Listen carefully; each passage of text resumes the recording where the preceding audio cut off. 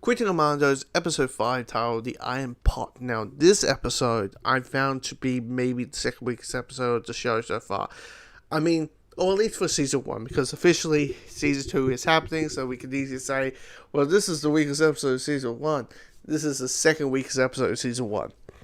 And mainly because when it comes to the flashbacks, like when we saw Weasel or the Bride or G.I. Robot's story, there was a tragic to it. There was a feel of, this is what I meant to feel. This is what I meant to emote and care about and be very invested to, like a tin robot whose whole fascination and his whole design is just to kill Nazis.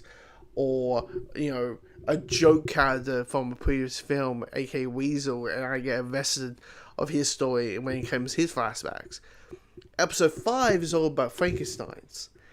And Frankenstein, he doesn't really do anything that we don't already know, that we don't find out, that his character arc isn't that different or change or understanding where he comes from or anything along those lines, because all he is this: he's assessed, the Frankenstein is assessed of the bride is my true love and she will become my bride, to meeting this blind old lady, seeing different ways in life, and then says, nah, I'm going back to being the world's greatest stalker. That's basically what it is. And I go,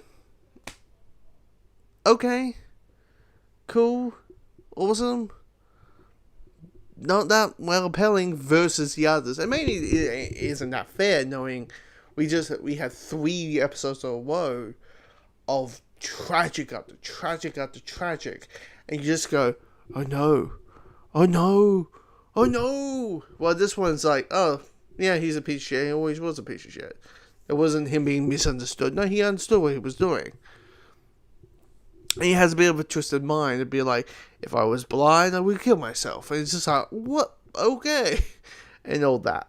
Now, with modern day stuff, like, you have this neat big action sequence with the Commandos, but there's also a second action sequence, which a lot of people were looking forward to, just seeing the character that Rick Flag and Frankenstein was fighting. And that was, which is Clayface. Now, Clayface is interesting because it's one thing to say, oh my god, Clayface is in the trailers. That means in this new DC cinematic universe, we're getting a fantastical Batman, because that's a lot of people been crying for.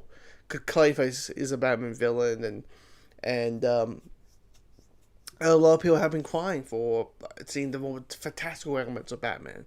We've seen the Christopher Nolan version and, of course, the Matt Reeves version, which takes the Batman element of the DC universe very grounded and very like, what if these characters were real, and what would the films be like if they were realistic and dark and gritty? Which, let's be honest, Batman is very dark and gritty, let's be honest, but it turns into Seven or Heat versus maybe feel like a more a Batman movie, or a Batman story.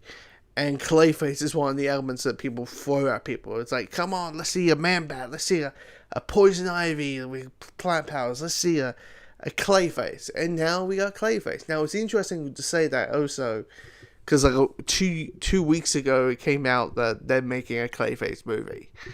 Coming out in September 2026, which is by Mike Flanagan, who did Midnight Mass. The Fallen House of Usher, and Doctor Sleep, and he's doing the Exorcist movie, the new Exorcist film, and doing a reboot of Carrie as a TV show.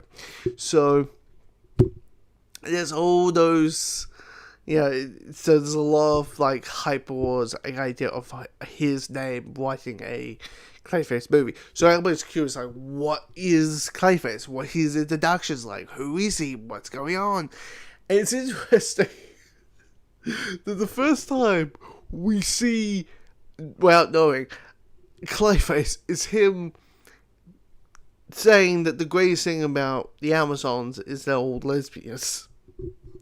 It's interesting that's how he introduces the Clayface. But when he is fully informed, there is horror, there is a sense of fright, there's a sense of murderous rampage.